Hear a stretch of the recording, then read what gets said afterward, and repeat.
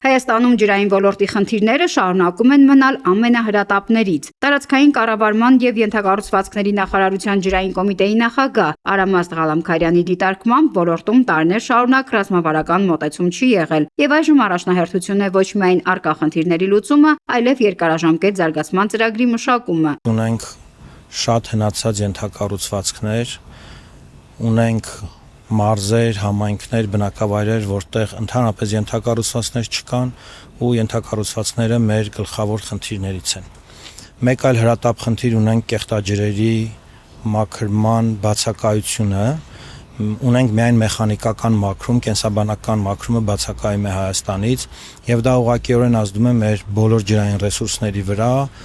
եւ հատկապես Սևանա լճի վրա։ Ջրային կոմիտեի նախագահն ընդգծում է, խնդիրներ կան նաև ռոռոկման համակարգում։ Կառավարությունը շարունակում է սուբսիդավորել ռոռոկման ջուրը, սակայն անհրաժեշտ է ներդնել կառավարման նոր մոդելներ, հիմնված մանրակրկիտ ուսումնասիրությունների վրա։ Առանձին ուշադրության կենտրոնում է նաև խմելու ջրի եւ կոյուղատար համակարգերի մաշվածությունը։ Պաշտոնյայի խոսքով միայն միասնական ռազմավարության մշակմամբ կհասնեն ցանկալի արդյունքի։ Այն կներառի թե խմելու, թե ռոռոկման ջրի համակարգերը։ Մեկ այլ կարևոր խնդրի մասին, ինչու են մի շարք բնակավայրերում, նաև Երևանի որոշ հատվածներում խմելու ջուրը մատակարարվում ժամանակացույցով։ Որովհետև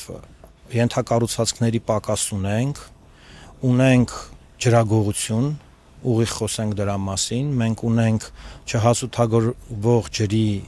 բավականին մեծ ծավալ եւ ես ձեզ հավաստիացնում եմ ամենօրյա ռեժիմով մենք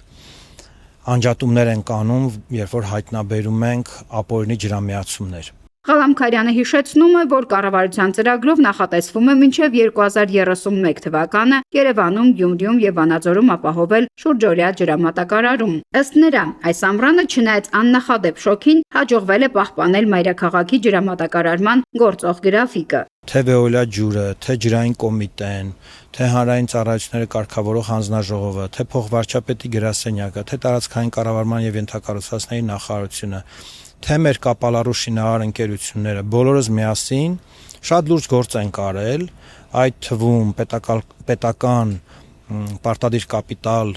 աշխատանքների առումով եւ նաեւ նոր ջրաղբյուրների հայտնաբերման եւ այդ ջրաղբյուրների ջուրը Երևան հասցնելու առումով։ Վերջին տարիներին հատկապես Երևանի Էրեբունի եւ Շենգավիթ շրջանների բնակիչները հաճախ դժգոհում են խմելու ջրի որակից։ Ջրային կոմիտեի նախագահը կոչ է անում տարբերել ջրի կոշտությունն ու անվտանգությունը։ Նրա դիտարկմամբ Էրեբունիում եւ Շենգավիթում ջուրը կարող է ավելի կոշտ լինել, բայց դա չի նշանակում, որ այն վտանգավոր է առողջության համար։ Պաշտոնյայի խոսքով խմելու ջուրն ամեն օր լաբորատոր վերահսկողության տակ է, իսկ որակի ցանկացած շեղման դեպքում գործում է պարտադիր արձագանքման ընթացակարգ։ Ջուր կա, բայց այն հասցնելու խնդիր կա, ասում է նա։ Մայրաքաղաքում շարունակվող ակտիվ շինարարության պայմաններում հարց է առաջանում. արդյոք ջրային պաշարները կբավարարեն աճող պահանջարկը։ Ջրային կոմիտեի նախագահը վստահեցնում է, ջուրը բավարար է, խնդիրն այն հասցնող ենթակառուցվածքներն են։ Ենթակառուցվածքների բարելավման այդ պարտադիր կապիտալ աշխատանքների ծրագրերն ենք իրականացնում, մոտավորապես, եթե ասենց ասեմ, մոտավորապես մի 5 միլիարդ դրամի ջրային կոմիտեն տարեկան, մի 5 միլիարդ դրամի Վեոլյան, ու դա շարունակական է։ Մենք յուրաքանչյուր տարի այդ 10 միլիարդի ներդրումը անելու ենք։ Իլրումն դրա կառավարությունը հիմա դիտարկում է